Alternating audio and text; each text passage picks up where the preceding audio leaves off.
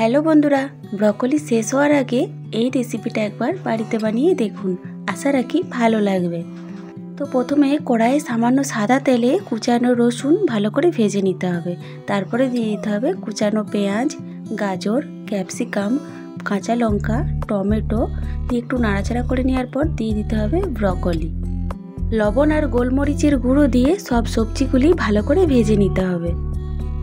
বেশ কিছুক্ষণ নাড়াচাড়া করে নেওয়ার পর সবজিগুলি যখন ভালোভাবে ভাজা হয়ে যাবে তখন দিয়ে দিতে হবে soya sauce, red chilli sauce আর টমেটো সস। সব কিছু মেশানো হয়ে গেলে এরপর দিয়ে দিতে হবে আগে থেকে সেদ্ধ করে রাখা বাসমতি রাইস। পরিমাণ মতো লবণ আর পেঁয়াজ কলি দিয়ে একটু নাড়াচাড়া করে নেওয়ার পর দিয়ে দিতে হবে কুচানো ধনেপাতা। একদম ঝটপট ব্রকলি রাইস তৈরি। তো বন্ধুরা, আজকের এই ব্রকলি রাইস রেসিপিটি আপনাদের কেমন লাগলো অবশ্যই কমেন্ট বক্সে কমেন্ট করে জানাবেন। আরও নতুন নতুন রেসিপি পেতে হলে ফেসবুক থেকে দেখলে পেজটি ফলো করে দিবেন, আর ইউটিউব থেকে দেখলে অবশ্যই আমার চ্যানেলটি সাবস্ক্রাইব করে পাশে থাকবেন।